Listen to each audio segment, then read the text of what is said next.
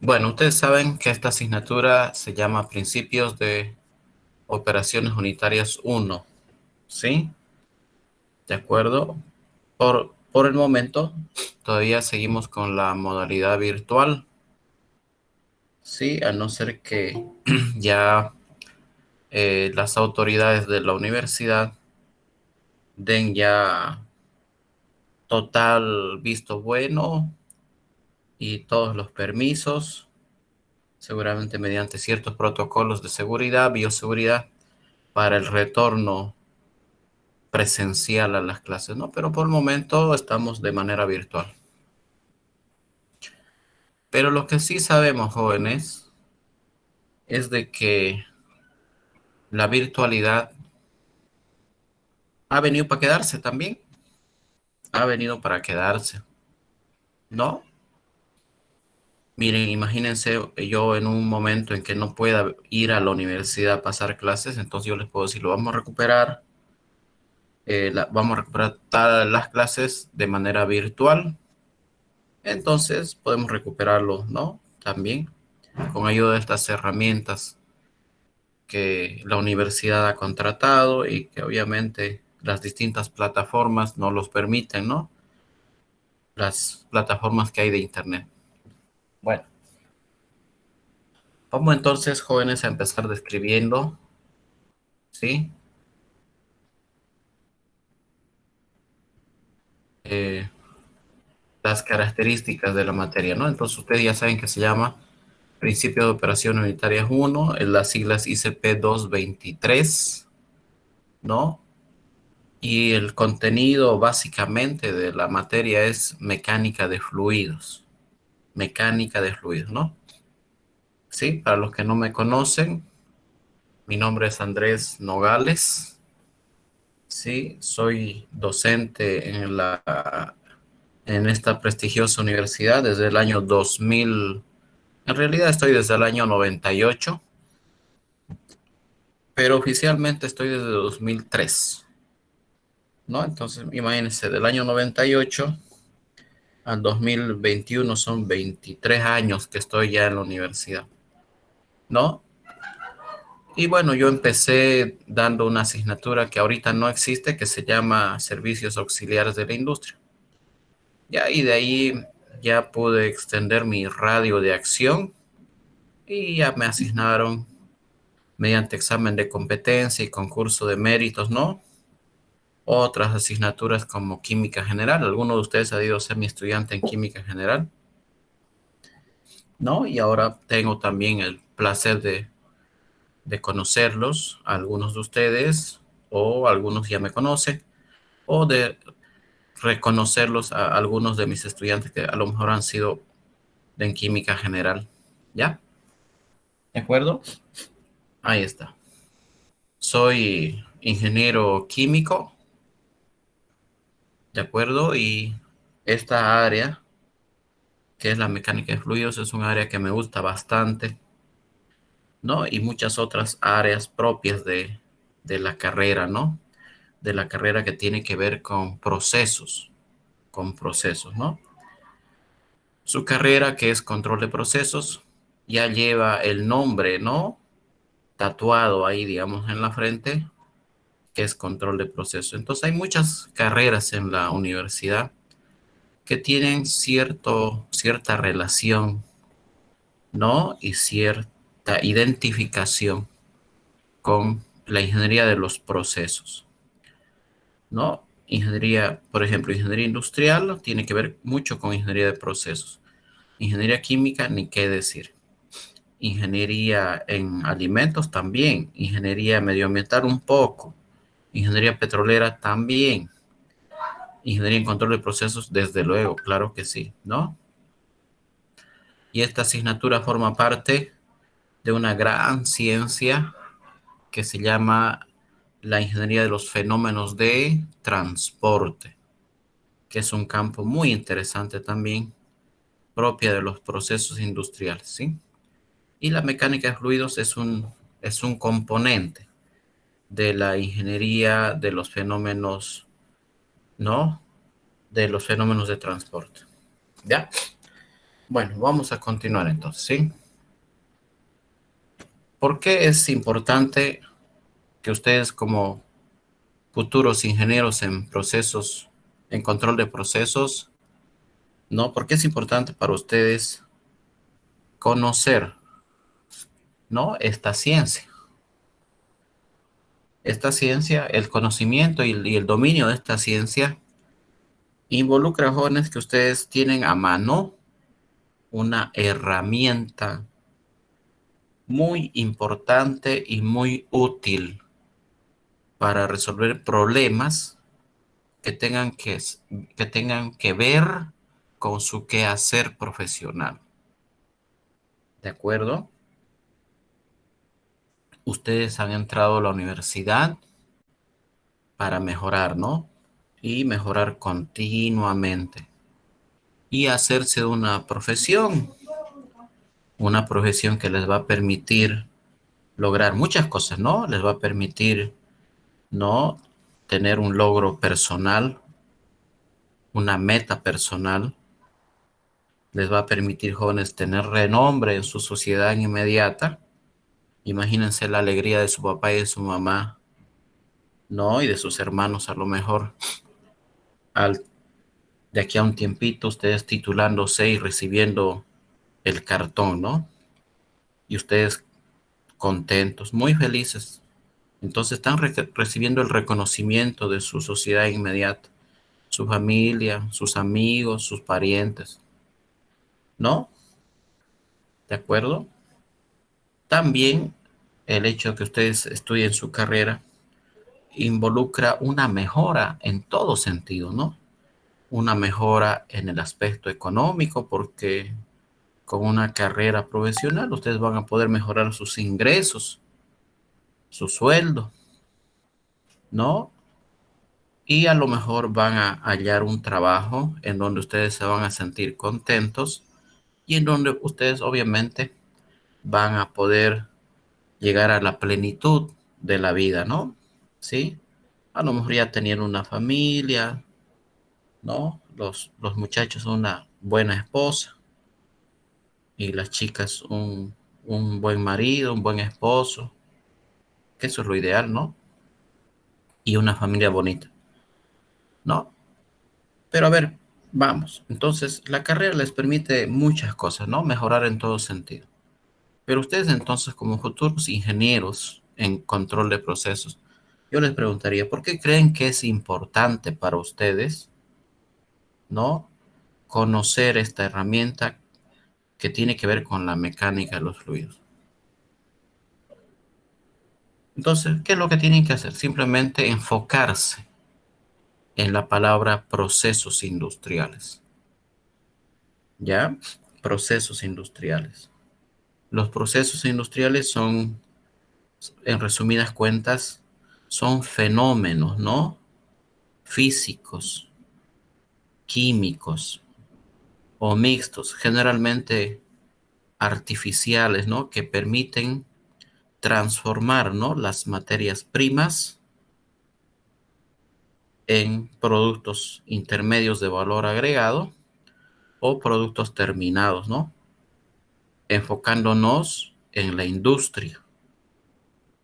Entonces, un proceso industrial es un fenómeno transformador, ¿no? De materiales. Cuando hablamos de materiales, hablamos de toda la materia, ¿no? Materias primas, ya sean sólidas, líquidas o gaseosas, ¿no? Por ejemplo, en una industria azucarera, las materias primas son el tallo de la caña del azúcar. ¿Y qué tipo de procesos sufre la caña del azúcar? Sufre muchos procesos, ¿no? Primero una molienda.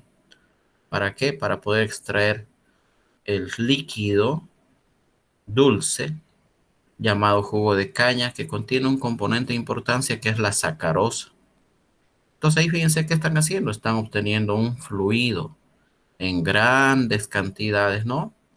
Y ese fluido, que es una solución líquida de sacarosa con azúcar y otras cosas más, entonces tiene que pasar por una serie de procesos industriales para convertirse en ¿qué? para convertirse en un producto intermedio o en un producto ya de consumo o de utilización final que obviamente tenga un valor mucho mayor, mucho más alto al que simplemente se obtendría con el tallo de la caña del azúcar, ¿no? Entonces, miren, de entrada ya tienen ustedes un fluido a procesar, el jugo de la caña del azúcar, es una solución líquida, pero para su procesamiento, ¿qué hay que hacer? Hay que, ¿no? Filtrarlo, hay que transportarlo, hay que bombearlo, ¿no? ¿De acuerdo? Hay que evaporarlo, en fin, esa es una serie de fenómenos, ¿no? Entonces, por el hecho de que ya ustedes tengan jugo de caña de azúcar, ya están hablando de mecánica de fluidos. Y el ingeniero en control de procesos que no sepa mecánica de fluidos y pretenda trabajar en una industria azucarera, imposible, ¿no? Si quiere trabajar como ingeniero, claro, ¿no? Ahora, si quiere trabajar como portero o como transportador o como personal de limpieza o como secretaria o como lleva y trae cafecito del jefazo, es otra cosa, pues eso ya no es ingeniero, ¿no? Ya, obviamente. Ahí está. Entonces, para darles un ejemplo nomás, en la industria de la caña del azúcar, ¿no? Se procesa el jugo, se obtienen muchos productos intermedios como el alcohol, ¿no? O como el azúcar, o productos terminados como por ejemplo el ron Cayana, creo que es, ¿no? Que produce aquí Guavirá, ¿ya? Y el alcohol, que también puede ser un producto intermedio, pero el alcohol generalmente se procesa para biocombustible, ¿no? Para mezclarlo con la gasolina, ¿ya?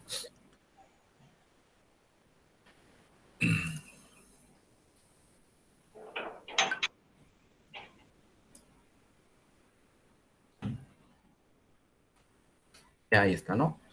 Entonces, la verdad que yo no conozco una industria, así que se llame como tal, que no maneje fluidos, ¿no? Cualquier industria maneja fluidos, ¿no? Las industrias petroleras manejan fluidos, la industria aceitera maneja fluidos, la industria lechera maneja fluidos, ¿de acuerdo? Las industrias de alimentos, bebidas, cervezas, sodas manejan fluidos, ¿no? Yo no conozco industrias que prescindan, ¿no? De esta ciencia para poder producir algo, ¿no? ¿Ya? Entonces, Santa Cruz es un polo de desarrollo, prácticamente es el sostén económico de Bolivia, ¿no? Y obviamente ustedes están formándose aquí en la universidad y ustedes ya saben cuál es el contexto industrial y el entorno de trabajo que existe en Santa Cruz. Entonces ahí está, ¿no? La idea es que ustedes entonces salgan profesionales preparados para qué? Para cumplir su meta en la vida, ¿no? ¿Ya? Y es obviamente de contribuir con su granito de arena al crecimiento, al fortalecimiento de su región, de su sociedad y obviamente de su familia, ¿no? ¿Ya? Ahí está. Entonces, la mecánica de fluidos es muy importante para el ingeniero en control de procesos. Basta ver todas las industrias típicas que existen en Santa Cruz, todas ellas manejan fluidos, ¿no? ¿Ya? Este es el link que ya les pasé, ¿de acuerdo? Ya les pasé este link, jóvenes, ¿sí? Y este link va a ser el mismo para todo el semestre, ¿de acuerdo?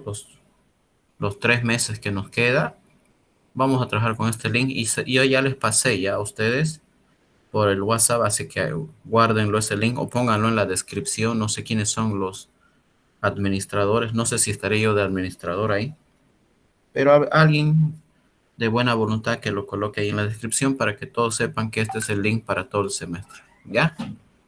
Bueno, entonces la justificación ya está totalmente explicada, ¿no? De por qué es importante esta ciencia para ustedes.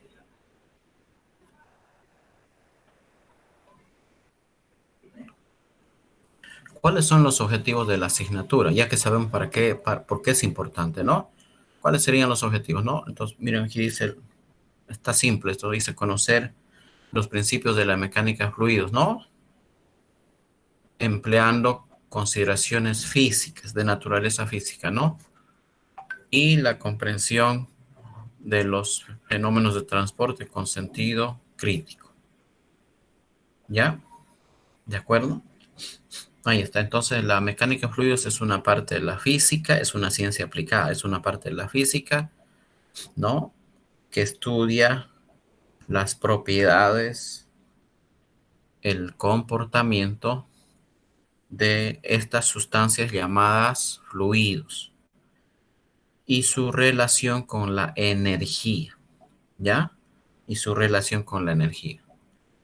Eso es mecánica de fluidos, ¿no?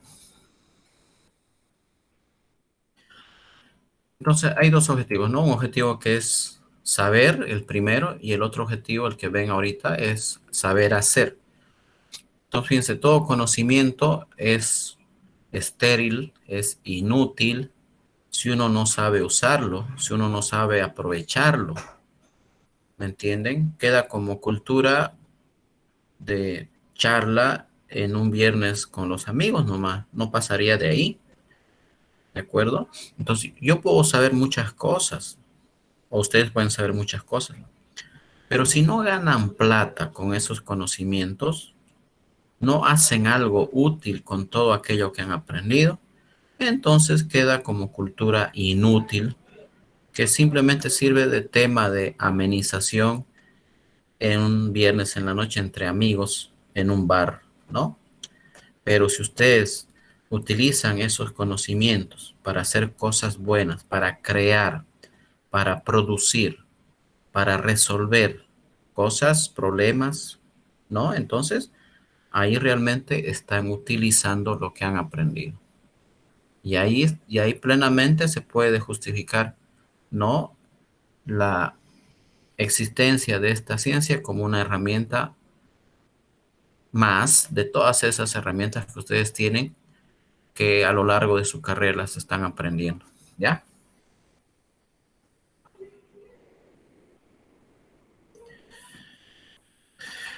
Y aquí está, pues, ¿no? La justificación, ¿no? La industria de los procesos, ¿no? En Santa Cruz, la industria azucarera, oleaginosa, petrolera, alimenticia, petroquímica, oleaginosa, bueno, ya está, ¿no?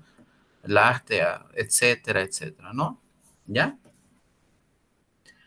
Depende, ¿no? La verdad que no conozco, vuelvo a insistir, no conozco industrias que se consideren industrias que no tengan fluidos o no procesen fluidos, ¿no? En su interior. ¿De acuerdo? Ya sabemos la justificación y los objetivos de la asignatura. Vamos a ver las unidades temáticas que tenemos que estudiar a lo largo de todo el semestre. Son 6 unidades temáticas, ¿de acuerdo? Sí. La unidad uno se llama Introducción a la Mecánica de Fluidos. En esta unidad vamos a revisar algunos conceptos que quizás ustedes ya conocen y vamos a mostrar unos nuevos conceptos para hablar el mismo idioma, ¿no? Para que todos estandaricemos el lenguaje y sepamos de qué estamos hablando. Cuando yo diga presión absoluta, ustedes sepan qué es. O cuando yo diga peso específico, ustedes sepan qué es. O que yo diga viscosidad, ustedes sepan qué es. Entonces, esta unidad es una unidad de introducción, ¿ya? De introducción. La unidad 2, jóvenes, es el estudio de los fluidos en reposo o en equilibrio, llamado hidrostática, ¿ya? ¿De acuerdo? ¿De acuerdo? Aquí vamos a ver, jóvenes, eh, cómo se pueden utilizar los fluidos para medir presiones.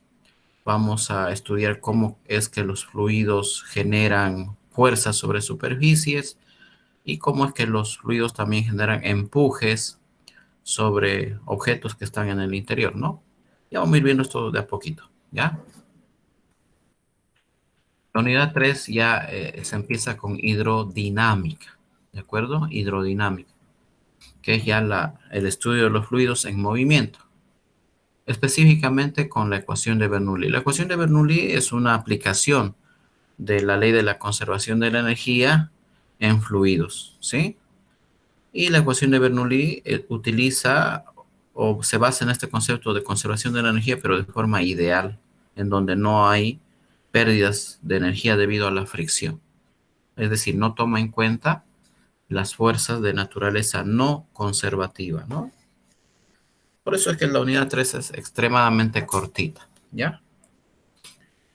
La unidad 4 ya es la ecuación de Bernoulli, pero mejorada, ¿no? La ecuación de Bernoulli es la ecuación de conservación de la energía versión 1 y la unidad 4 ya es la ecuación de la energía versión 2, o sea, ya mejorada, ¿no? ¿Sí? ¿De acuerdo? Y esta ecuación, ya la ecuación general de la energía estudiada en la unidad 4 también forma parte de hidrodinámica, pero ya estudia los fluidos desde un punto de vista mucho más realista, no tan ideal, ¿no?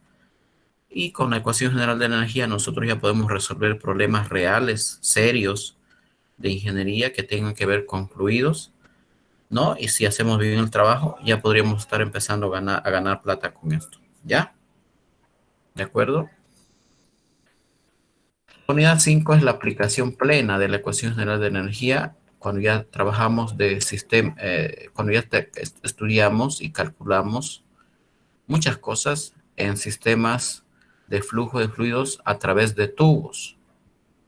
Y estos sistemas pueden estar en serie o en paralelo o una combinación de ellas, ¿ya? Y la unidad 5 jóvenes ya estudia las bombas centrífugas, ¿no? Las bombas centrífugas son máquinas que impulsan los fluidos a través de los conductos, ¿no? Estamos hablando de las bombas. ¿Cuáles son las bombas más difundidas a nivel mundial? Las bombas centrífugas. Entonces, aquí en esta unidad vamos a estudiar las bombas centrífugas, ¿no? Tecnología para el transporte de fluidos hay mucha tecnología. Una materia en un semestre no sería suficiente para estudiar toda esa tecnología disponible que hay, ¿no? Ni siquiera posiblemente en una maestría, ¿no? En una maestría, en un tema de una maestría o de un doctorado, se vea solo bombas, se vea solo equipos, ¿no? Para que vean. Entonces, imposible pues que nosotros lo veamos todo en un semestre, pero por lo menos vamos a estudiar las que son más importantes, las bombas centrífugas. Ya está, ahí está, estas son las 6 unidades entonces, que tenemos que cubrir en todo el semestre, ¿ya? Vamos con la evaluación, ¿ya? Bueno, son 3 exámenes nomás que se toman. El primer parcial temas 1 y 2, el segundo parcial temas 3, 4 y 5. El 3 es muy cortito, así que casi como que no cuenta, ¿no? Hasta el tema 5 y el examen final todos los temas hasta bombas, ¿no? ¿Sí? Y esas son las ponderaciones. El primer parcial vale 25 sobre 100, el segundo igual, el final vale 40 y la ayudantía y los trabajos prácticos con el auxiliar 10 puntos, ¿ya? Ahí está. O sea, si se llevan bien con el auxiliar, pueden llegar a tener hasta 10 puntos, ¿de acuerdo? 10 puntos. ¿De acuerdo? Ahí está. Entonces, esto es una ganga, digamos, ¿no? Que a lo mejor va a servir de motivación para que asistan a la ayudantía. Porque el ayudante de jóvenes sabe muchos secretos, ¿no? Sabe muchos secretos que a lo mejor a mí se me van a escapar por falta de tiempo, ¿no? Pero que el ayudante se los puede enseñar, se los puede transmitir. Entonces vale la pena ir a la ayudantía. Y de paso, para motivarlos, el ayudante va a manejar 10 puntos entonces, ¿ya? Bueno, esta es la bibliografía, jóvenes, ¿sí?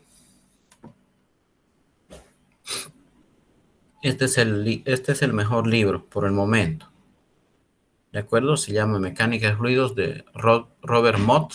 Ese es el autor, Robert Mott. El libro se llama Mecánica de Fluidos. La última edición es la edición séptima, ¿ya? Y es de la editorial Pearson.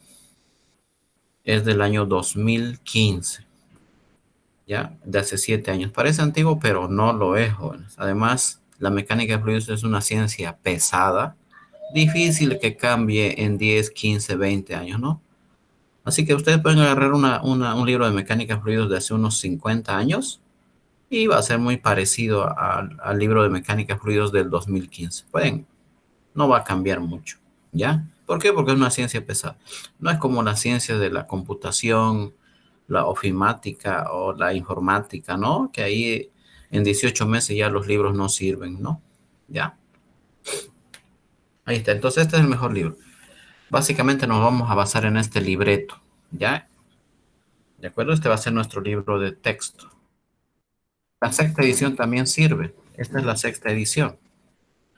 La portada más bonita, ¿sí, no? Yo noto que la portada de este libro es más bonita que esta otra, ¿no? Sí. Aquí se ve, ¿no? Se ve básicamente una industria de procesos, ¿no? Parece una industria petrolera, donde están los tubos, los conductos, quizás una torre de destilación, unos tanques, cosas así. Entonces, fíjense que este libro es muy bonito y es un libro más inclinado hacia la ingeniería de los procesos, ¿ya? Porque libros de mecánica de fluidos jóvenes hay muchos y hay algunos libros que más se inclinan hacia el lado de la ingeniería civil, por ejemplo, ¿no? Que ellos tienen que ver con alcantarillas, con ríos, con represas, con zanjas, con, ¿no? Canales abiertos, ¿no? Cosas así. Entonces hay muchos libros que son más aplicados a la ingeniería civil, por ejemplo, ¿no? O hay algunos libros que son más aplicados hacia, por ejemplo, la ingeniería aeroespacial, hacia la aerodinámica. Entonces, libros de mecánica de fluidos hay muchos con muchas orientaciones. En cambio, este libro, que es el último, esta es la última edición, ¿no? Es más aplicado a nuestra área. Para muestra basta mirar la portada nomás, ¿no? Sí. Este es otro libro, jóvenes, pero este tiene un campo de acción más general, no tanto aplicado hacia la ingeniería de procesos, ¿no? ¿Ya? Pero que es muy bueno, por si acaso. Este libro es muy bueno por su didáctica, ¿sí? No estoy diciendo que lo vayan a comprar, ¿no? Pero es muy bueno por la didáctica que guarda, ¿no? Y alguna vez posiblemente vamos a sacar algunos fragmentos de acá y quizás algunos ejercicios, ¿ya? Creo que de este libro, jóvenes, ya hay la cuarta o la quinta edición, creo, o la cuarta edición de este libro, pero de todas maneras sirve, ¿ya? Este libro también es muy bueno, ya se llama Operaciones Básicas en Ingeniería Química, ¿sí? De McCabe, Smith y Harriot, ya. Este libro tiene todas las operaciones unitarias, tiene mecánica de fluidos, tiene transferencia de calor y tiene transferencia de materia, ¿no? Sin embargo, eh, puede ser que los contenidos estén muy abreviados o muy resumidos, pero igual sirve porque tenemos muchos ejemplos y ejercicios que posiblemente también podamos sacarlos de acá. ¿Ya? Este otro. No lo uso mucho más que para sacar algunos problemillas, algunos ejercicios, ¿no? ¿Ya? Bueno, ahí está. Entonces son, básicamente el mejor libro es el primero, este, ¿no? ¿Ya? Que es la última edición de este otro. Esta es la sexta y esta es la séptima, ¿no? ¿Ya? Bueno, no sé si hay alguna duda, alguna pregunta hasta aquí, jóvenes. Esa sería la clase inaugural. No sé si hay alguna duda, alguna consulta sobre esto, pueden preguntar.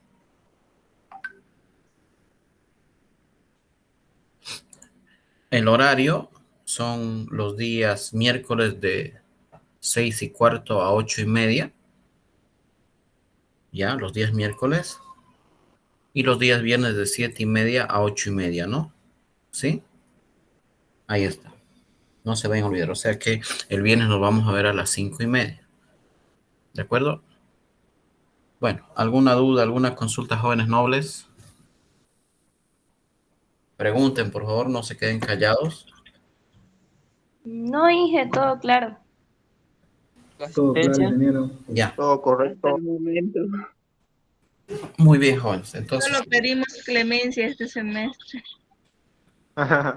bueno, siempre tengo clemencia y tengo yo mucho cuidado con los estudiantes para no, para que no se aplacen, ¿no? Pero yo diría que el profe no aplaza. Yo Se diría que, aplazan solo, ¿no? ajá, ¿ya? Bueno, vamos a continuar, jóvenes, entonces, ¿sí? Vamos a empezar entonces con el tema número uno, ¿de acuerdo?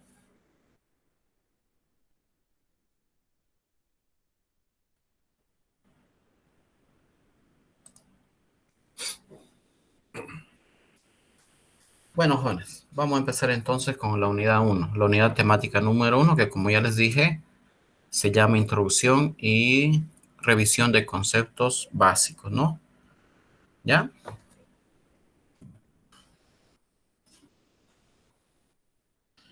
Bueno, entonces, como ya saben, este tema se llama Introducción y Conceptos Básicos. ¿Cuáles son las competencias que tenemos que desarrollar en esta unidad? O sea, es decir, ¿cuáles son, si ustedes quieren verlo como objetivos, cuál es el objetivo de esta unidad temática? Ahí está, esto es lo más importante, ¿ya? Esto vamos a moverlo a otro lado. Dice así, ¿no? Diferenciar y caracterizar los fluidos desde el punto de vista de su estado de agregación, ¿ya? Desde el punto de vista de su estado de agregación. Es decir, los fluidos, primero podríamos decir, jóvenes, que la materia que forma el universo y nuestro entorno inmediato viene en tres presentaciones, ¿no? Viene sólido, líquido y gas, ¿ya? Entonces, cuando ya decimos fluido, nos referimos a los líquidos y a los gases, ¿ya? ¿De acuerdo? Entonces, ¿qué tenemos que hacer nosotros? Tenemos que diferenciar los líquidos de los gases y quizás comparándola con los sólidos, ¿no? Y además tenemos que caracterizarlas, es decir, ver, ¿no?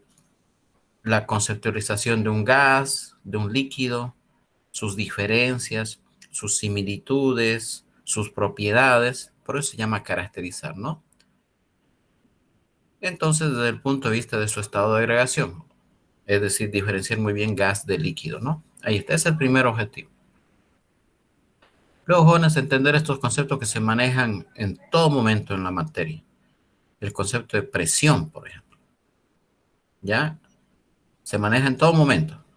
El concepto de peso, que ustedes ya lo conocen desde química, seguramente. El concepto de masa, el concepto de fuerza física, ¿no? Después, los conceptos relacionados con las propiedades de las materias, la densidad, el peso específico, la gravedad específica, ¿no? ¿De acuerdo? La compresibilidad, ¿no? La compresibilidad. Y hay algunos otros conceptos importantes, ¿ya? Ahí está. Entonces, vamos a definir conceptos para que sepamos a qué nos estamos refiriendo. Y también, jóvenes, revisar o hacer una breve revisión de los sistemas de unidades que vamos a utilizar en esta materia, que en realidad son solo dos, ¿no? Lo demás es charla de pastillero. Hay solo dos sistemas de unidades utilizados a nivel global. El sistema internacional, en primer lugar, que es una mejora del sistema MKS, ¿no? Es un sistema ya más completo al MKS. Y a ese sistema se le llama sistema universal o internacional también, sistema internacional. Y todos los países lo usan, toditos, ¿no? Desde la China hasta Porongo City, todos utilizan el sistema internacional, ¿no? Ya, Estados Unidos, Inglaterra, Alemania, Rusia, Japón, Sudáfrica, la India, Australia, Bolivia, Chile, Haití, Hawái, ¿no? Singapur, todos los países del mundo utilizan el sistema internacional. Eso es una consecuencia de la globalización, ¿no? De la globalización y la estandarización mundial. y todavía que sigue vivo el sistema inglés. El sistema inglés ya tuvo que haberse vuelto obsoleto hace años ya. Es decir, hoy en día en el mundo solamente deberíamos utilizar el sistema internacional. Pero el sistema inglés todavía tiene su vigencia. ¿Por qué? Porque Estados Unidos, que es el principal país que sostiene al sistema inglés, ¿de acuerdo? Lo utiliza por muchas razones, ¿no? ¿Por qué Estados Unidos no deja el sistema inglés? Siendo que a nivel mundial todo el mundo trabaja con el sistema internacional. Y es más, hasta Estados Unidos también trabaja con el sistema internacional, pero no deja el sistema inglés por muchas razones, ¿no? Uno, por orgullo norteamericano, ¿no? Sí, en un ratito, jóvenes, ¿sí?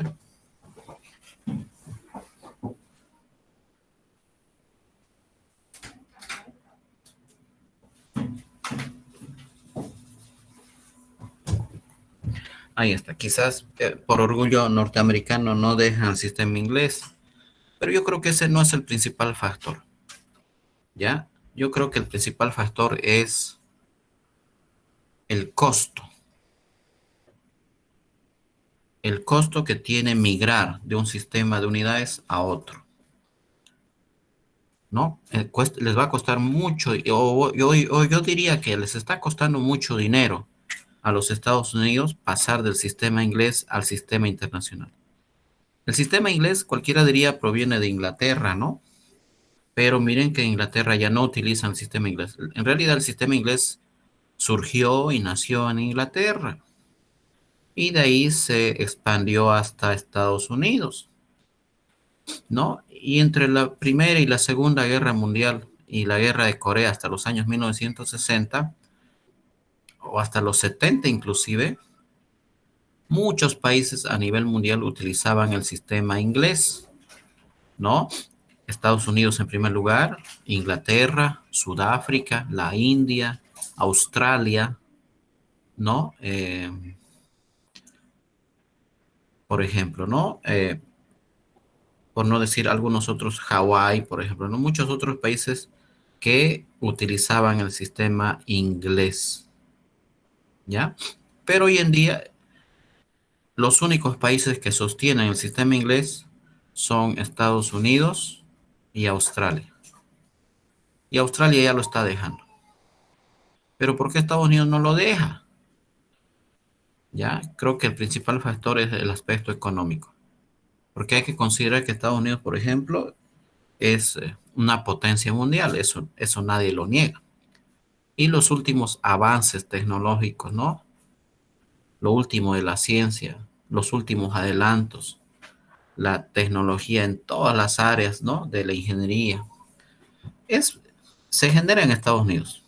No digamos todo, ¿no? Pero por lo menos el 60-70% de todos los desarrollos y últimos avances están en Estados Unidos, aunque no lo crean, ¿ya?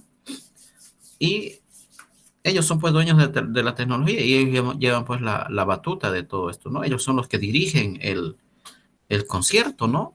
Ellos son los que dirigen el concierto, entonces el sistema inglés por esa razón se está manteniendo, ¿ya?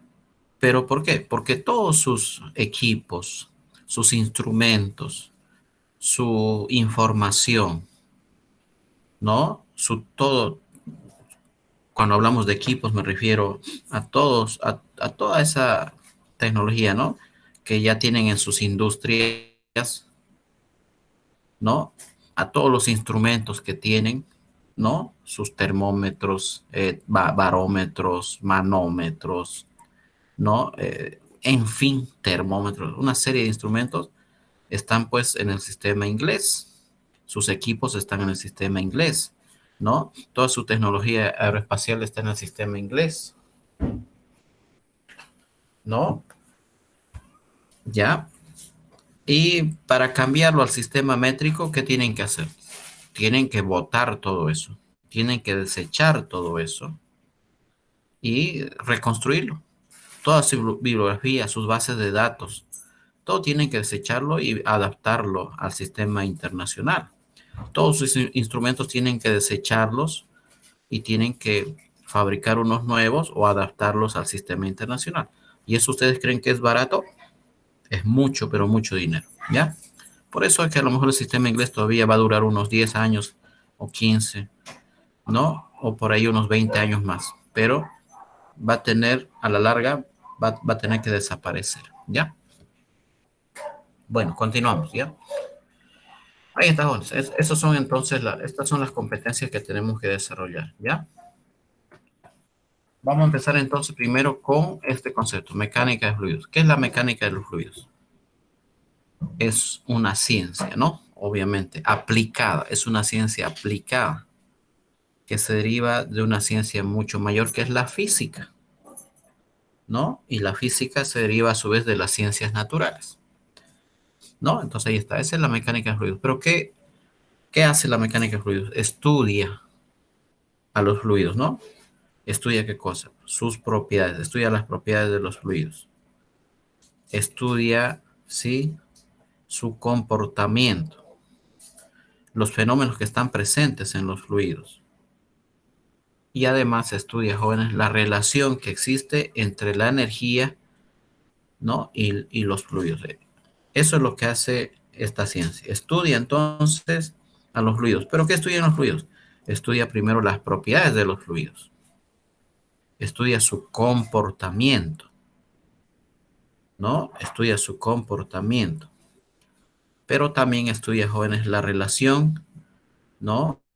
Que existe entre esta forma de materia y la energía. Y la energía. ¿De acuerdo? Bueno, ahora que hablamos de fluidos, ¿qué son los fluidos? Los fluidos, jóvenes, son materia, ¿no? Son materia.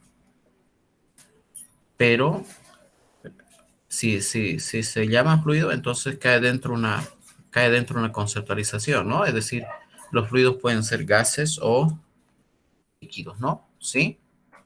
Ahí está. Los gases y los líquidos son fluidos. Cuando yo hable de fluidos, entonces me estoy refiriendo a ambos, ¿no? Gases y líquidos, ¿de acuerdo? A eso le llamamos fluidos, ¿no? Pero ¿cuál es el concepto de fluido?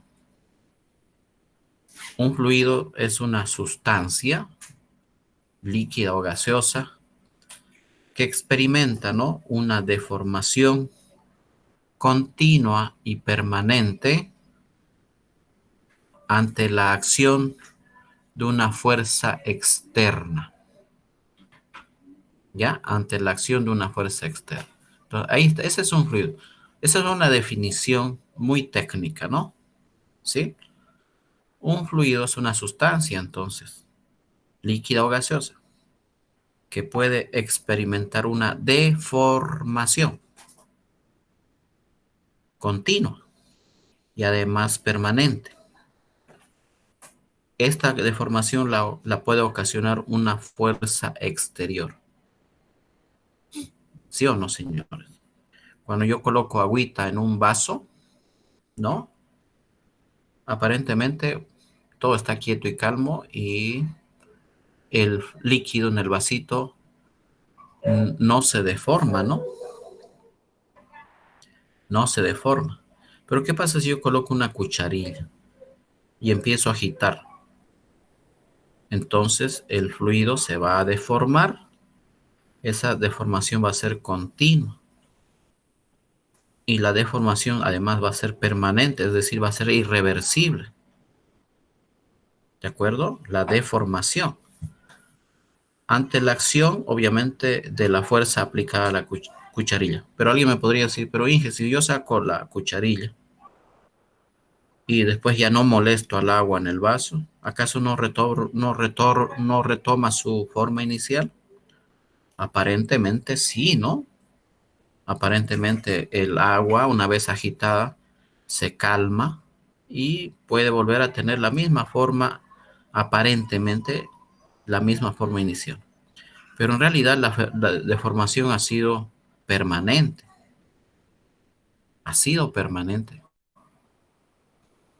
¿no? A ver, ¿cómo les podría explicar? Supongan entonces que aquí yo tengo mi vasito. Ya, ahí está mi vasito. Y aquí hemos colocado agüita, ¿no? Ahí está, ¿sí? Y aquí yo puedo tener una varilla de agitación, una cucharilla, cualquier cosa, pero para agitar, ¿no? Una espátula, ¿no? Y yo estoy dispuesto a agitarlo, ¿no? ¿Sí? Ahora imagínense, ¿cuántas partículas de agua existen en un vasito con agua?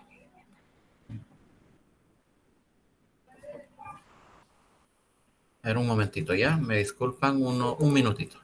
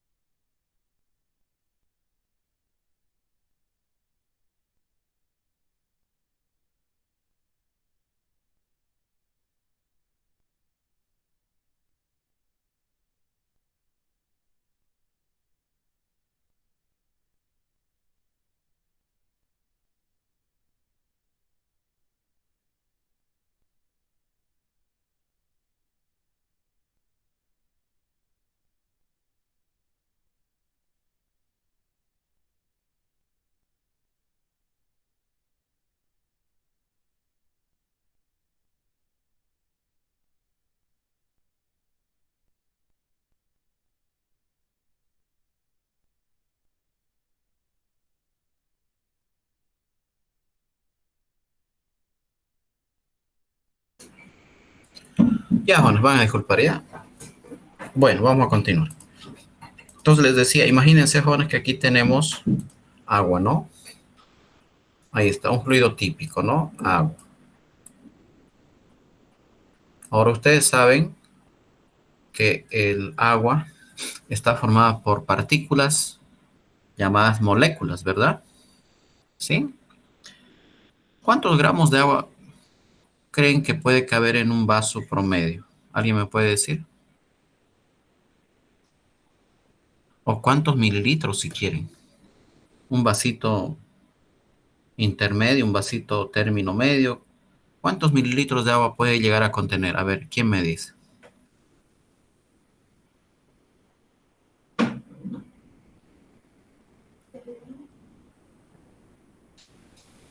100, ingeniero, puede ser. Ya, 100 mililitros, ya. Entonces, miren, podemos tener 100 mililitros, ¿no?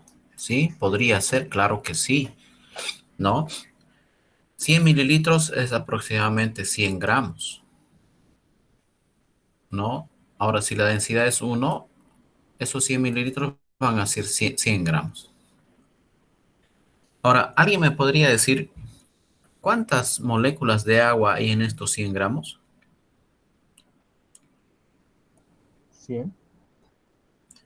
¿Cuántas moléculas de agua hay?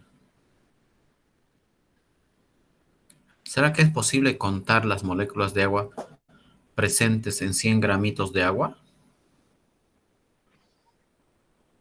¿No era ¿Qué con el dice? número de Avogadros que Exacto. se calculaba? Sí, señor, tiene toda la razón. Entonces, el número de Avogadro me dice que en 18 gramos de agua, 18, acuérdense que es 18, es la masa molar, ¿no? En 18 gramos de agua hay 6,023 o 22, ¿no? 1 por 10 a la 23 moléculas, ¿no? No mol, ¿no? Sino molécula, completo, ¿no? Ahí está. Entonces, miren, tendría que yo dividir 100 entre 18. me va a dar 5 y un poco más. 5 por 6, 30 y un poco más, me va a salir 30 por 10 a las 23 moléculas. Y si ustedes se dan cuenta, jóvenes, este resultado es un número monstruosamente grande. No podemos imaginarnos este número en cantidad. Es tremendamente grande. ¿Sí? ¿De acuerdo? ¿Sí? Yo en química alguna vez dije, no, que este número, el número de Avogadro, es un número tan inmenso que si yo cuento los granitos de arena del desierto del Sahara, tendría que contar los granitos de arena de todo el desierto 3 veces y medio. Entonces, si yo cuento los granitos de arena 3 veces y medio, entonces llegaría a este número. Y si lo multiplico por 5, peor todavía, ¿no? ¿Sí? Entonces hay una infinidad, una millonada, trillonada, cuatrillonada de moléculas de agua. Es un número difícil de imaginarse. Ahora imagínense que yo tengo aquí, agarro una moleculita de agua y la pinto y la coloco acá. Ahí está, esa es mi molécula, ¿no? Una de las millones y millones de millones de millones. Lo agito, ¿no? ¿Qué probabilidad hay de que después de agitar y dejarlo el vaso quieto, esa molécula de agua que estaba al principio aquí, después de ser agitada, vuelva a ese mismo lugar? ¿Qué probabilidad hay? Casi Casi nula, nula. ¿no? Ahora imagínense que ya tengo dos moleculitas de agua pintadas de rojo. ¿Qué probabilidad hay de que esas dos moléculas de agua vayan a su posición inicial, cada una de ellas, después de haber agitado? Todavía esa posibilidad es casi nula. Ahora, ¿qué probabilidad hay de que toda esta cantidad de moléculas de agua, que pueden estar en todos los lugares, ¿no? ¿Sí? Y cada una esté numerada ahí, ¿no? Después de agitarlas, ¿qué probabilidad hay de que todas esas moléculas de agua, toditas ellas, vuelvan a su misma posición inicial? Imposible, ¿verdad? Esa es una tarea para Dios nomás. Dios sería el único que podría volver a poner las moléculas de agua en su posición inicial. Entonces, el agua ha sufrido una deformación permanente. ¿Por qué? Porque las moléculas ya no están en su mismo lugar. Y es prácticamente imposible, ¿no? Es imposible que las moléculas ubiquen su misma posición original toditas ellas. Por eso se dice que la deformación es continua y además permanente, ¿no? La deformación en todo momento se está deformando. ¿Por qué? Porque aparentemente las moléculas también se están moviendo, ¿no? Se están moviendo, no quedan quietas. Y si uno ve el vasito con agua, dice, está quietito ahí, dice, ¿no? Está quietito, no pasa nada. Pero a nivel microscópico, esas moléculas se están moviendo porque tienen grados de libertad, ¿no? Tienen traslación, rotación, vibración, ¿no? Hay interacción electrostática, etcétera, etcétera, etcétera, que hace que a nivel micro las moléculas sí se están moviendo. A nivel macro por ahí aparentemente puede ser que no se mueva. ¿Ya? Bueno, por eso ese es el concepto de fluido, ¿no? Una deformación continua y permanente. Los líquidos y los gases cumplen con esa definición, pero hay una diferencia sustancial entre líquidos y gas, que los líquidos son sustancias difíciles de comprimir. Son difíciles de comprimir, es decir, no se puede alterar notablemente el volumen de los líquidos. Pero los gases sí son fáciles de comprimir, es decir, de cambiar su volumen. Quizás por la acción de una fuerza exterior, ¿no? ¿Ya? Por la acción de una fuerza exterior. Este asunto de la compresibilidad lo vamos a estudiar más adelante. Entonces, ¿cuál es la conclusión de esto? De que los líquidos, debido a su incompresibilidad, se pueden considerar como sustancias de densidad constante. Eso también lo vamos a ver más adelante. Y los gases, sustancias con densidad variable. ¿Ya? Listo. Veamos ahora rápidamente, jóvenes, el concepto de presión. ¿Ya? El concepto de presión. ¿No? La presión es una magnitud física de naturaleza intensiva, ¿no? ¿De acuerdo? Que es el resultado de distribuir una fuerza, ¿no? Distribuir una fuerza de cierta manera sobre una superficie o área. Aquí está la definición matemática de presión, ¿no? Ahí está, ¿verdad? Si la presión es constante, entonces esta expresión es más sencillita. Es simplemente fuerza entre área, ¿no? Fuerza entre área en el caso de que la presión sea constante. Pero si la presión es variable, entonces es mejor escribirla con derivadas, ¿no? ¿Sí? Diferencial de fuerza sobre diferencial de área. Y aquí tenemos, jóvenes, los conceptos de peso y masa, que tampoco yo quiero alargar mucho esto, ¿no? Sí, la masa es la cantidad de materia que posee un cuerpo o sustancia.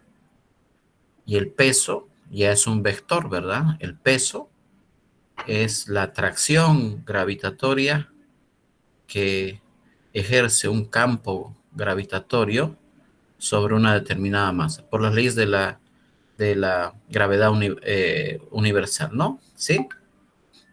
¿De acuerdo? La masa es una magnitud absoluta y es la cantidad de materia que posee una sustancia o un cuerpo, ¿no? Y el peso es la fuerza de atracción, ¿no? Que experimenta esa masa cuando está en un campo gravitacional. La masa es una magnitud absoluta. La masa no puede variar y es constante en cualquier lugar del universo. Si yo tengo 1 kilogramo de masa de azúcar aquí en la Tierra y me voy a la Luna, esa cantidad el azúcar sigue teniendo 1 kilogramo más. Si me voy a Marte, sigue siendo 1 kilogramo más. Pero ¿qué es lo que puede cambiar? Lo que puede cambiar es el peso, ¿no? El peso ya es una magnitud relativa. ¿Por qué? Porque depende de la aceleración gravitacional. Aquí en la Tierra podemos concebir como que ese 1 kilogramo masa, ¿no? 1 kilogramo masa es igual a 1 kilogramo fuerza, peso, aquí en la Tierra. Pero ya en la Luna, ese kilogramo masa tiene 1/6 del peso que tendría aquí en la Tierra. Entonces allá en la Luna es más liviano. Y allá en Marte, más o menos, ¿no? ¿Sí? Más o menos. ¿Por qué? Porque los valores de las aceleraciones gravitacionales en estos otros entornos son diferentes, por lo tanto el peso es relativo a la gravedad. De todas maneras, aquí en la Tierra, en el planeta Tierra, se pueden concebir el peso y la masa como dos magnitudes equivalentes, ¿no? Equivalentes. Por eso les decía, 1 kilogramo masa aquí en la Tierra equivale a 1 kilogramo fuerza. O si quieren, igual a 9,81 newton, ¿no? Depende de la gravedad, ¿ya? ¿Alguna pregunta, alguna duda hasta aquí sobre esto?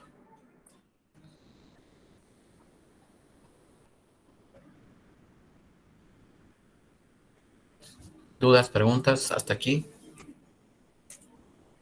Jóvenes, preguntas. Todo claro, ingeniero. No, ningún ingeniero. Ya. Vamos a continuar entonces, ¿sí?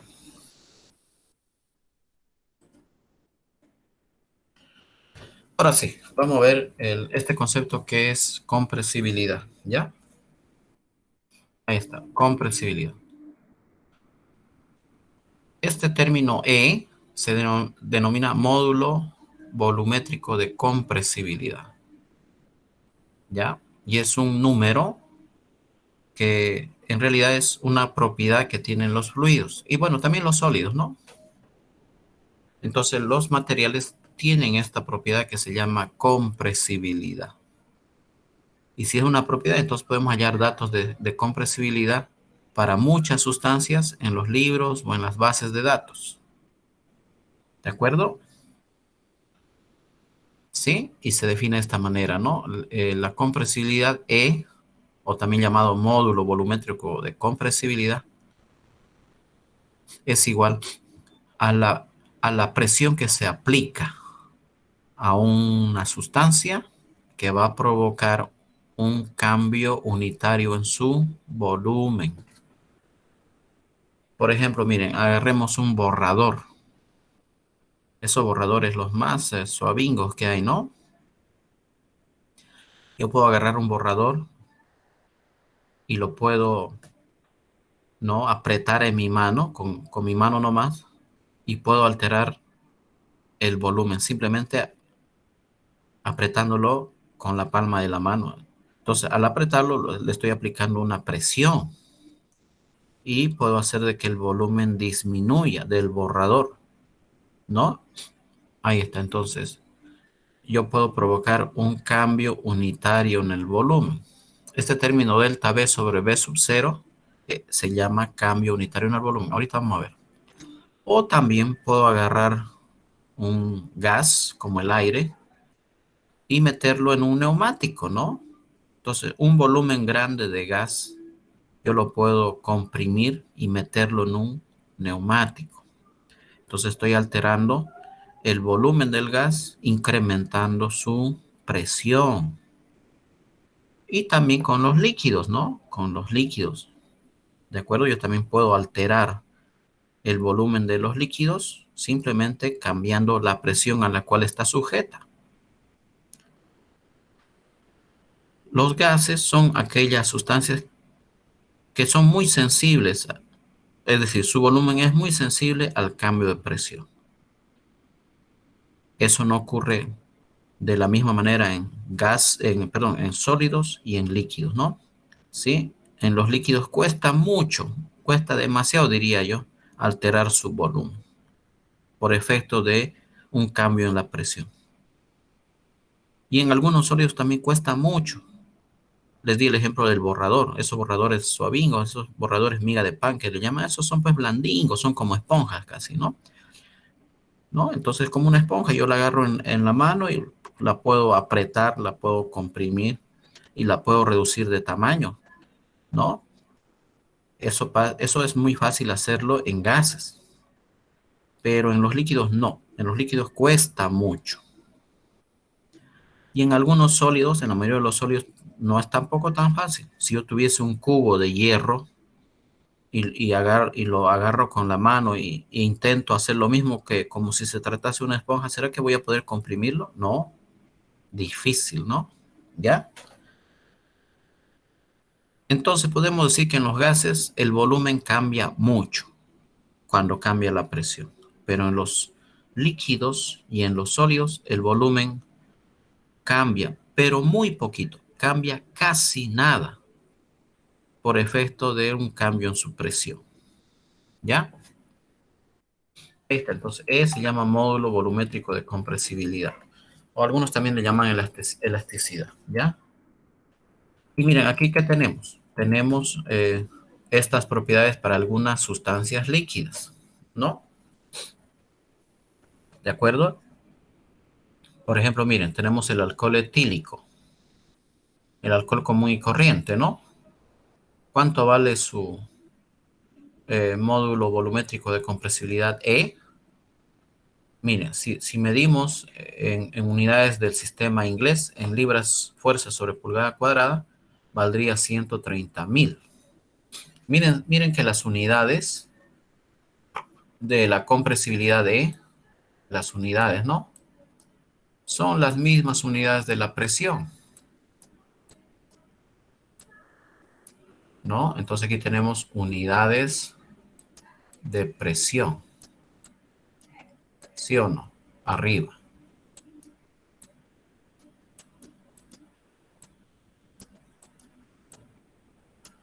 ¿Ya?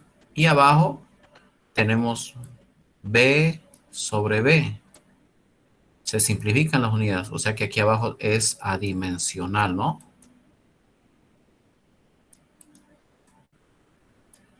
Es adimensional. Entonces, la compresibilidad E tiene las mismas unidades de presión. Y en el sistema inglés se trabajan con las libras fuerza sobre pulgada cuadrada. Aquí está, ¿sí? Y en el sistema internacional se trabajan con los megapascales, que no son nada más que 1.000.000 de newton sobre metro cuadrado. Eso le llamamos megapascal. Entonces son unidades de presión. Tienen las mismas unidades de presión. Dado que delta V sobre V, todo este término es adimensional. No tiene unidades, se simplifica. Por lo tanto, E tiene las mismas unidades de presión. ¿Ya? Entonces, por ejemplo, fíjense, la compresividad E para el alcohol etílico en libras fuerza sobre pulgada cuadrada, o PSI, eso lo vamos a ver más adelante, es de 130.000. Y en el sistema internacional es de 896 megapascales de presión, ¿no? Y ahí vamos aumentando. El benceno, 154.000 PSI o 1.062 megapascales. El agua, por ejemplo, 316.000 PSI o libras fuerza sobre pulgada cuadrada. Y en el sistema internacional, 2.179. Y al final tenemos al mercurio, ¿no? El único metal que en condiciones ordinarias es un líquido, ¿no? El metal líquido llamado mercurio, que tiene en el sistema inglés 3.590.000 PSI, ese es el módulo E, y en el sistema internacional 24.750 megapascales. ¿Ya? Si queremos datos para otras sustancias, hay que nomás buscar en internet o en los libros. Estos son algunos ejemplos nomás. Y esto está tabulado para distintas sustancias líquidas. También hay para gases, les cuento, pero también hay para sólidos. También hay para sólidos. Y seguro que en los sólidos estos valores son mucho más altos, ¿no? Mucho más altos. Y en los gases son mucho más bajos que estos valores. ¿Ya? Bueno. Entonces, si aquí hay algún otro líquido, o si ustedes quieren averiguar el módulo de compresibilidad E para alguna otra sustancia, busquemos en internet o en las bases de datos. Estos son solo algunos ejemplos. Ahora miren, observando estos datos, les podría yo preguntar, de estos 5 o de estos 6 líquidos que tenemos aquí, ¿cuál es el fluido más fácil de comprimir y cuál sería el fluido más difícil de comprimir? ¿Quién me puede decir? El más fácil primero. ¿Cuál es el más compresible, en otras palabras? El alcohol etílico Sí, el alcohol etílico es el y fluido el más mercurio. compresible, ¿no? Y el mercurio estaría en el otro polo. El mercurio sería el líquido más difícil de comprimir. De estos 6 como ejemplo, ¿no? ¿Ya? Y el aceite y el agua estarían más o menos en medio o algo así, digamos, ¿no? Pero el mercurio es muy difícil de comprimir, ¿no? Ya de entrada, 3.590.000 es mucho, mucho mayor a de cualquier otro líquido. Entonces, el mercurio es muy difícil de comprimir. Pero eso no significa que no se pueda comprimir, aunque sea un pelín, aunque sea un poquitito, ¿no? ¿Ya? Bueno, ¿alguna duda, alguna pregunta hasta aquí? De entrada, no se deben olvidar que esta sigla PSI es una unidad de presión. Significa libras, fuerza sobre pulgada cuadrada, fuerza sobre área, ¿no? O el megapascal es fuerza sobre área, newton sobre metro cuadrado. ¿Ya? Ahí está. PSI, entonces no se vayan a olvidar. Eso lo vamos a ver más adelantecito, pero es una sigla en inglés, ¿no? Significa libras sobre pulgada cuadrada. Esto está en inglés, ¿ya? Los PSI se utilizan mucho, por si acaso, ¿no? Bueno, ¿alguna duda, alguna pregunta hasta aquí?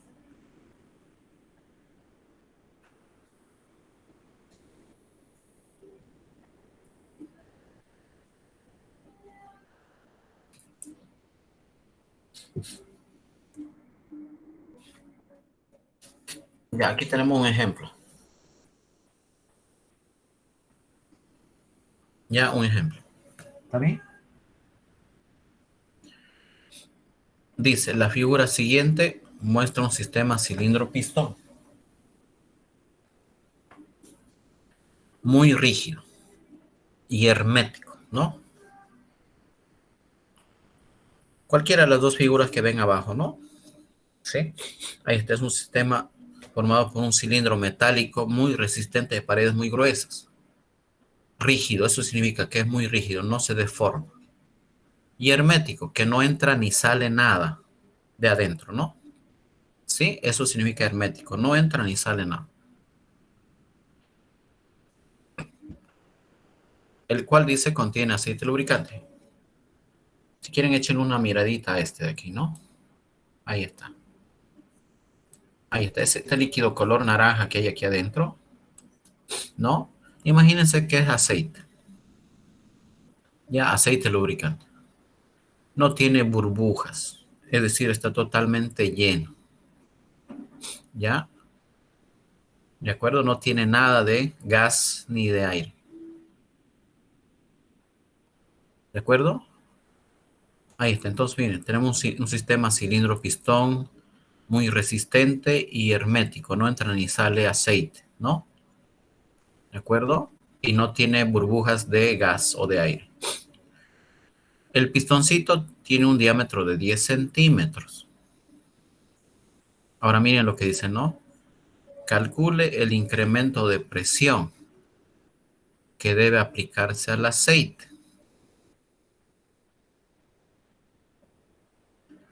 ¿No? Que debe aplicarse al aceite lubricante para que su volumen cambie en 1,5%. Activo la Y además cámara. determine, sí, dígame, joven. Alguien creo que quería decir algo.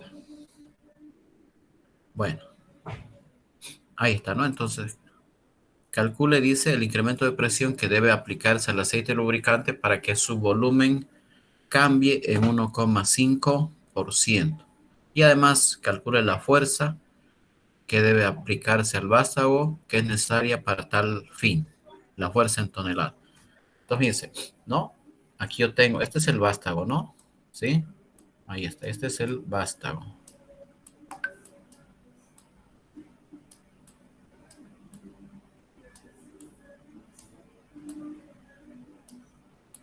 Ahí está, ¿no? Entonces tengo que empujar ese vástago, ¿no? Para aprisionar el pistón y hacer de que el volumen disminuya en 1,5%. O sea, esta disminución de volumen que está marcado aquí, esta disminución de volumen es 1,5%. Entonces la pregunta es, ¿qué presión o qué cambio en la presión debo aplicar para disminuir el volumen del aceite en esa proporción de 1,5%? Entonces esto es al inicio, ¿no? Ahí está, esto es al inicio y esto es al final. ¿Ya? ¿Entienden el ejercicio?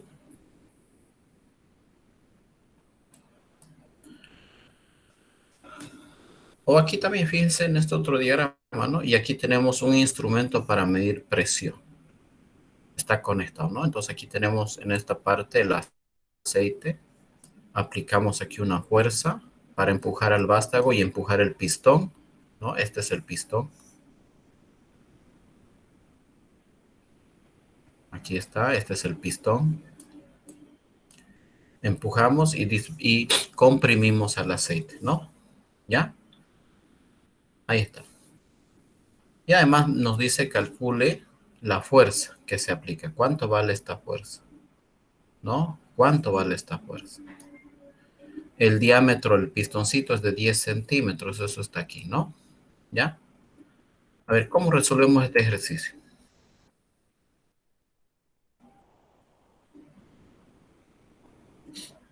Ya, miren, vamos a hacer lo siguiente, ¿ya?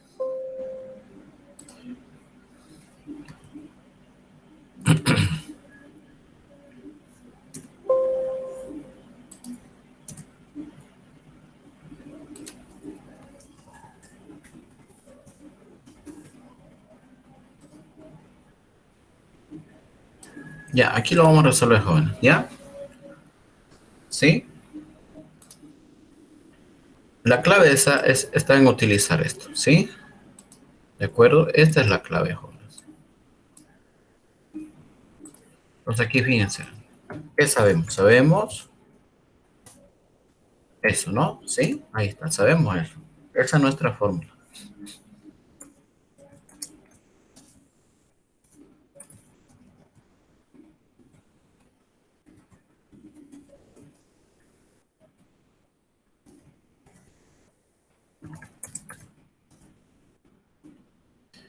Para el aceite, jóvenes, lubricante, ¿cuánto vale el módulo volumétrico de compresibilidad? Pues aquí yo les preguntaría, ¿en qué quieren trabajar? ¿En sistema internacional o sistema inglés? Depende de ustedes. Ya, digamos sistema inglés.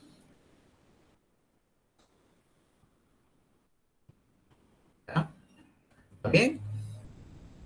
Entonces, ese valor, ahí está, tenemos 189.000. ¿Qué unidades? P6, ¿no? Ahí está. ¿Sí? Esta cantidad, este término de aquí, se llama cambio unitario en el volumen.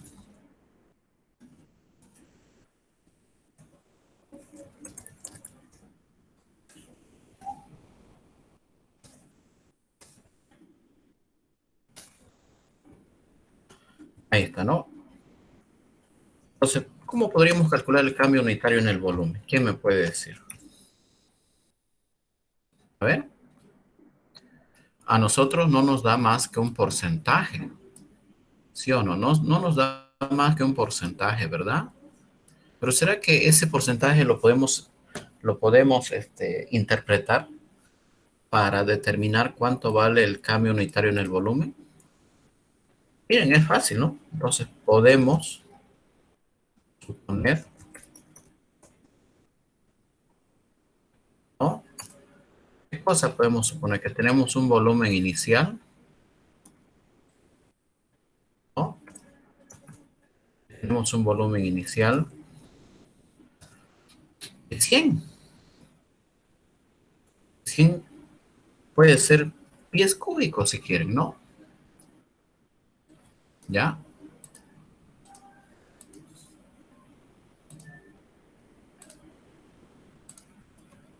Ya que estamos trabajando en el sistema, ¿no? Inglés, ahí está. Podemos suponer un volumen inicial de 100 pies cúbicos. O de 100, ¿no? Ahora, si nosotros aplicamos una presión aquí en el dibujito, fíjense, ¿el volumen está aumentando o está disminuyendo? ¿Quién me dice?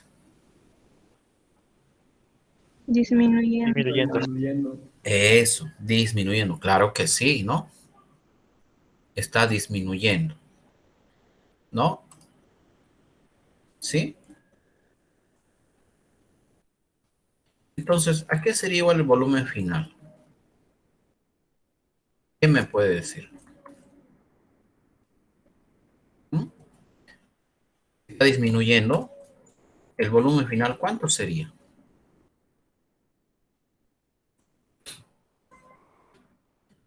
Es en porcentaje y yo tengo 100 Menos el 5% del volumen inicial.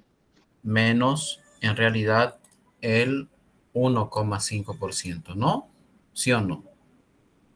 Menos el 1,5%.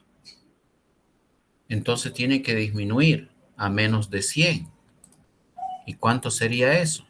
98,5. 98,5. Excelente. Ahí está, ¿no?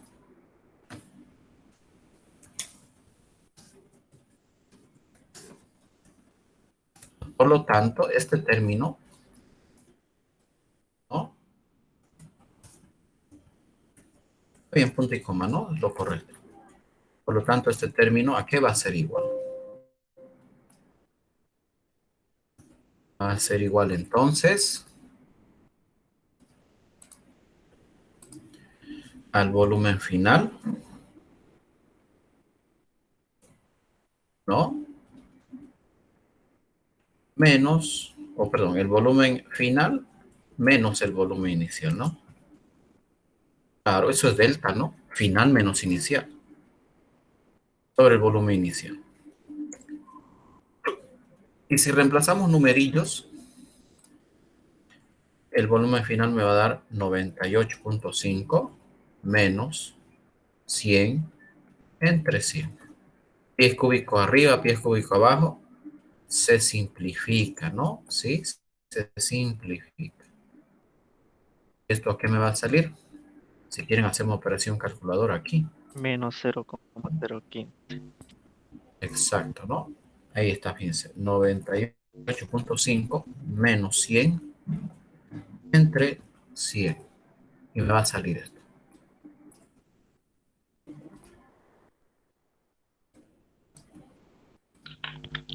¿Ya?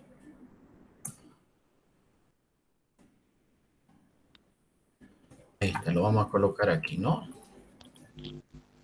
Y sale adimensional, ¿no? Sí, sale adimensional, es decir, no tiene unidades. ¿Por qué? Porque las unidades se simplifican, ¿no? Pie cúbico arriba, pie cúbico abajo. ¿Qué voy a hacer aquí? Voy a despejar entonces el cambio en la presión, ¿ya?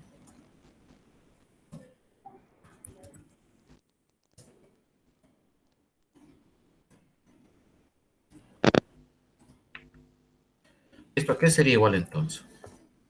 Esto sería igual al módulo volumétrico de compresibilidad por, ¿no? A ver, aquí está el por. Molesta esta cosa. Por el cambio unitario en el volumen. Ahí está, ¿no? Reemplazamos números. ¿Ya? Esto vale 189.000 SI por...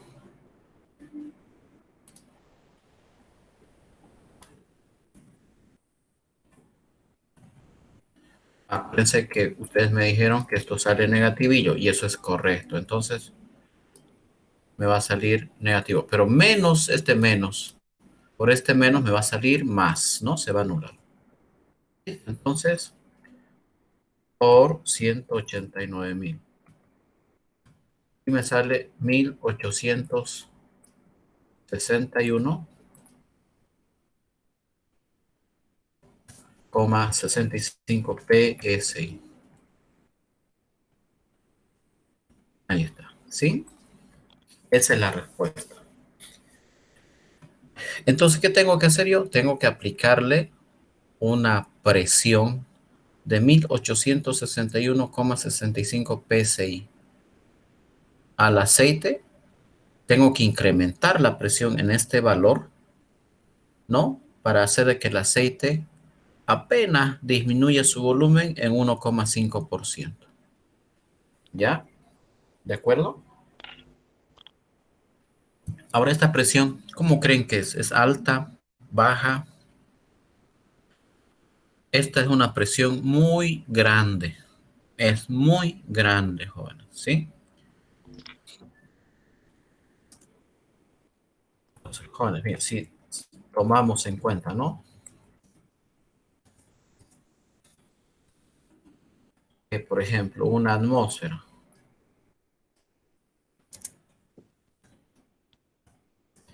es igual a 14,7 PSI. Eso lo vamos a hacer aquí.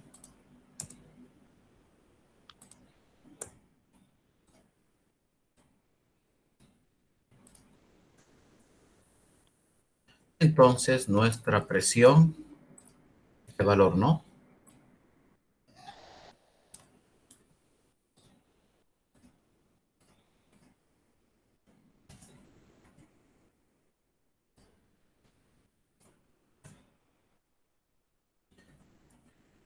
Entonces, nuestra presión saldría un valor. A ver, habría que convertirlo esto, ¿no?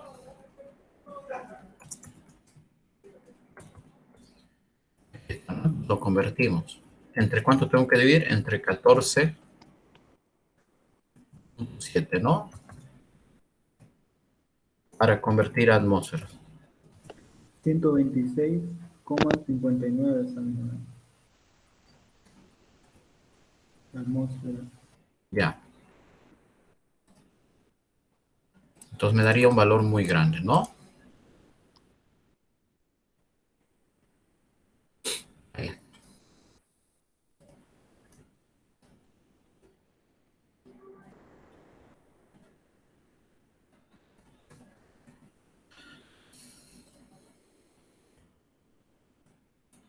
126,64.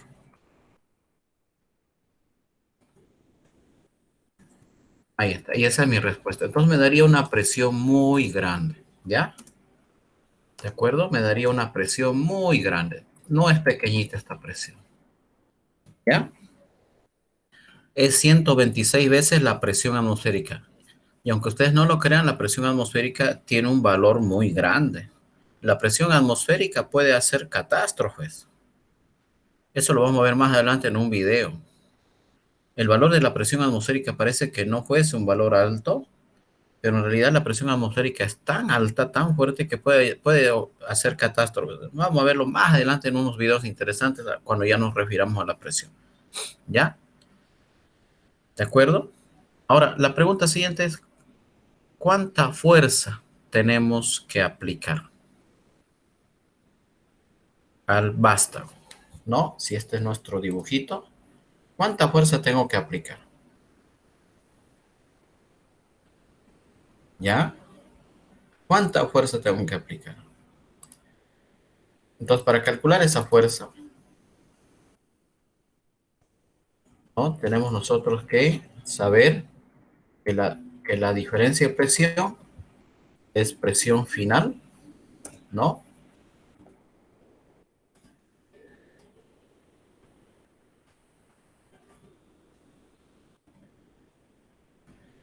Menos presión inicial, ¿sí o no? Eso es la diferencia de presión, ¿no?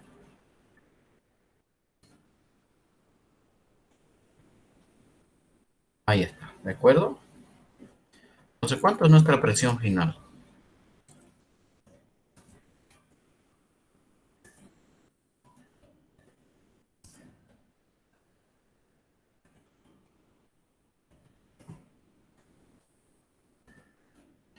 La presión final va a ser igual a delta P más presión sub cero, ¿no? Y despejamos.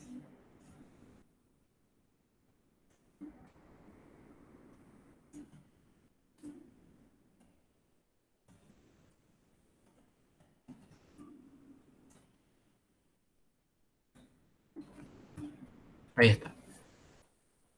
No, nada más que esto es presión inicial. ¿Cuánto sería entonces? No nos piden que vamos a calcular la fuerza, ¿no? Dejémoslo en libras si quieren, ¿no? Entonces vamos a tener 1861,65 PSI más el valor de la presión atmosférica. La presión atmosférica vale 14,7. Me va a salir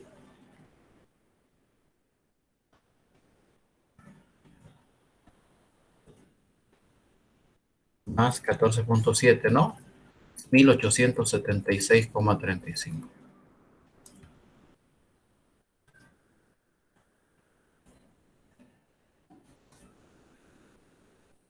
Esa es la presión final entonces. ¿Y esto a qué es igual? Todos sabemos que la presión es fuerza entre área, ¿no? ¿Sí? Fuerza entre área.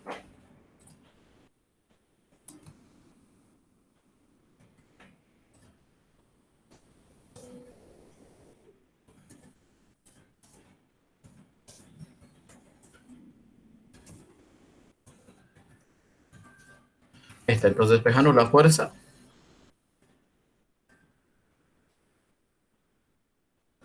va a ser igual a la presión. Si quieren anotemos las unidades, ¿no? Seamos más explícitos. Y sería libras fuerza entre pulgada cuadrada, ¿no? Esas son las unidades de la presión. Eso es PSI, ¿no? multiplicado entonces por quién, por el área. Pero tenemos el área de qué, el pistón que es redondito, ¿no? Ya que es igual a esa área, es igual a pi cuartos, ¿no? Por el diámetro al cuadrado, ¿no? Ahí está, por el diámetro al cuadrado. Pero el diámetro está en centímetros, ¿no? Entonces lo vamos a notar así, miren, ¿no? 10, estaría en pulgadas esto. Y una pulgada, ¿cuántos centímetros tiene? 2.54. ¿Ya? Y todo esto tiene que estar elevado al cuadrado. Pi cuartos por diámetro al cuadrado, ¿no?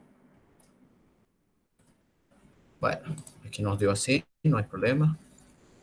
Lo metemos. Entonces, ¿qué estoy haciendo? Estoy convirtiendo esos centímetros a pulgadas dividiendo entre 2,54. ¿Ya? Listo, entonces, ¿qué tenemos? Operación calculadora, ¿no? Entonces, por pi entre 4 por paréntesis 10, 2.54, vamos paréntesis al cuadrado y le damos igual. Ahí está.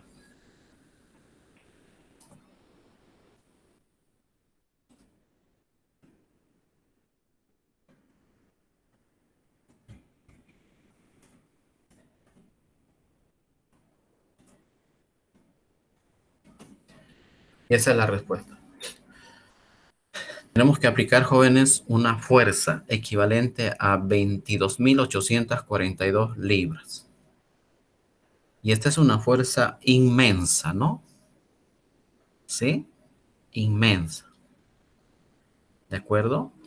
Y si quiero llevarlo a kilogramos, entonces sería por 0.454, ¿no? Eso es un kilo. Luego lo divido entre 1000 para llevar a toneladas, porque nos dicen toneladas. Entonces, 10,37 toneladas, ¿ya? Esto equivale a 10,37 toneladas, porque eso es lo que nos pide, ¿no? ¿Sí? Sí. Además dice la fuerza en toneladas, que se va a aplicar al vástago para lograr ese cambio. Entonces, tengo que aplicar una fuerza de 10,37 toneladas. Es mucho, ¿verdad? ¿Ya? Es mucho. Entonces, miren, una fuerza inmensa. ¿Para qué? Para hacer de que el aceite cambie un pelín apenas su volumen, 1,5%. ¿Alguna duda, alguna pregunta? Dudas, preguntas. ¿Mm? ¿Preguntas, dudas, jóvenes?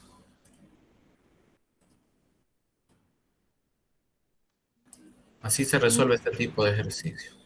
Ingen, ¿la puede volver a la anterior diapositiva? Ay, porfa, la tengo. Gracias. Lo mejor es sacarle un screen, ¿no? Ya, Inge, ya está. Gracias. Ahí está. Entonces, fíjense, aquí tenemos una respuesta. Esta es una respuesta. Es el cambio en la presión que hay que aplicarle. Y esta es la otra respuesta, la fuerza que debemos aplicarla, pero en toneladas, ¿no? ¿Ya?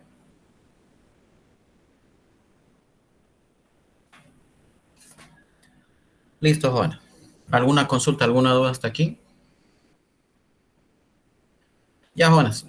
Miren, la verdad que ya son las 8:10, ya van a ser. Faltaría 20 minutos. Tengo que hacer unas cositas, jóvenes. Aquí lo vamos a dejar ya.